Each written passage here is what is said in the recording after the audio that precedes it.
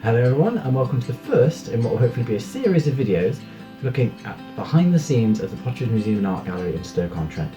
Each week we'll be quizzing a different member of the team to find out just what makes the museum tick. In this first episode we'll be interviewing myself. What is your name and job title? My name is Glenn Roadley and I'm Curator of Natural Science at the Potteries Museum Art Gallery. What are natural science collections and what do you do as a curator? My role in a nutshell is to care for and provide access to the 150,000 natural science specimens at the Potteries Museum Art Gallery. So that's plants, rocks, dead animals. Natural science collections are an incredible resource and they give people the chance to get up close to nature and see the diverse range of wildlife that can be found on their doorstep. I hope that they encourage our visitors to get outside and appreciate and protect nature. The collections themselves are used for display, education, inspiration and science. Each specimen comes with information about when and where it was collected. When data from historical collections are combined with modern surveys and collections, we can see how a species distribution might have changed over time. This could be compared with factors such as climate change or habitat loss to see how wildlife has been affected and to better inform future environmental decisions. And of course, physical specimens can be used in science, requiring the study of anatomy or DNA.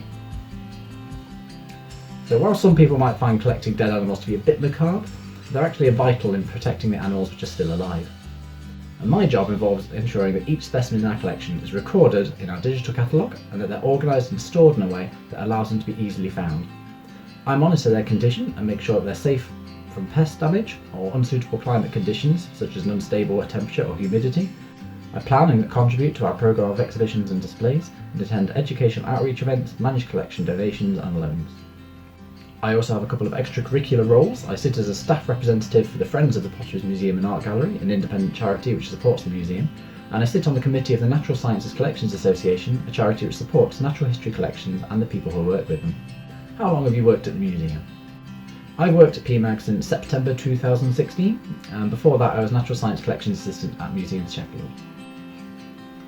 What's your favourite thing about working here? My favourite thing about working at the museum is the variety.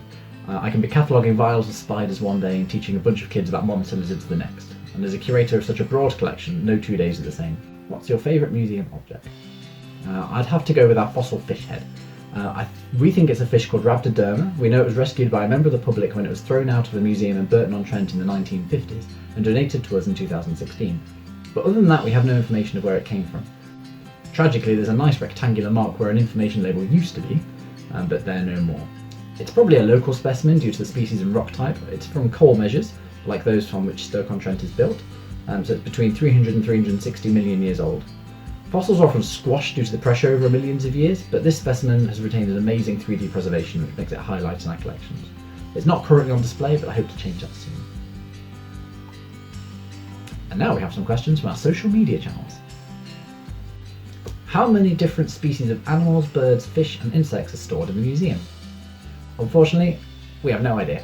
We're still counting. So we've got about 150,000 objects in our natural science collections. About 81,000 of those are individually registered on our database. About 55,000 of those are the animals, and the rest are plants, fungi, rocks, minerals, fossils. And at the moment, there's no easy way to get a species count out of our database. It would take a few hours wrangling with the data, I'm afraid, so sorry about that, but it's definitely going to be in the tens of thousands.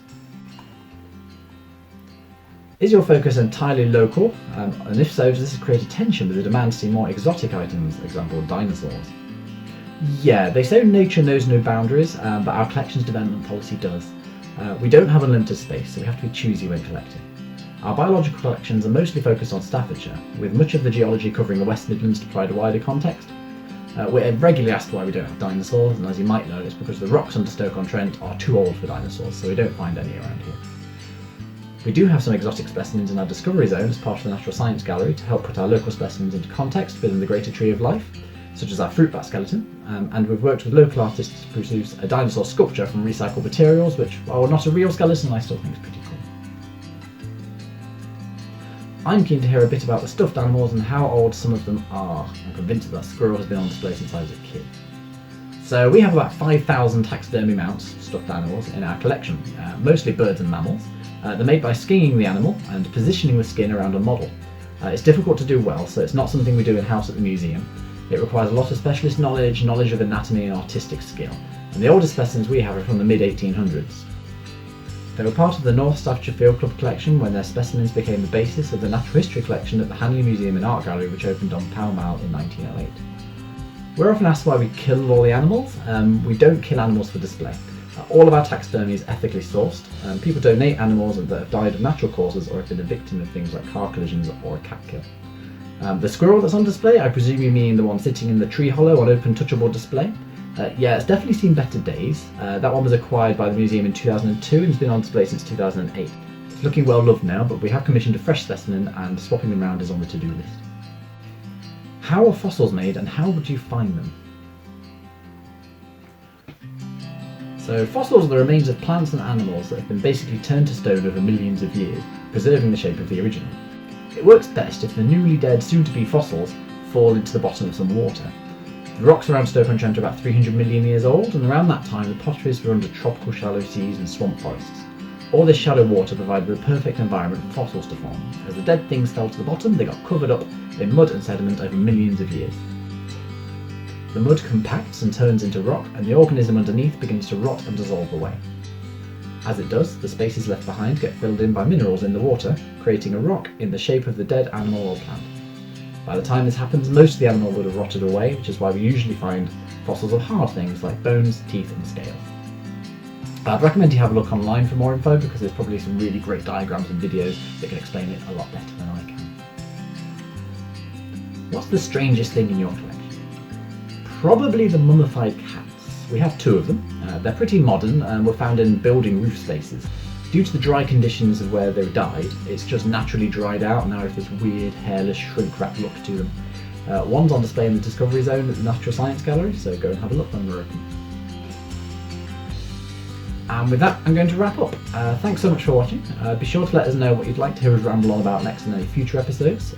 Just pop something in the comments below. You can keep up to date with what's going on at the museum by following us on Twitter and Facebook. We're at the Potteries Museum on Facebook and at Potteries Museum on Twitter. And of course you can follow our website at www.pmag.org.uk. Next week, that's the 1st of April 2020, we'll be talking to Joe Perry, our Curator of Local History.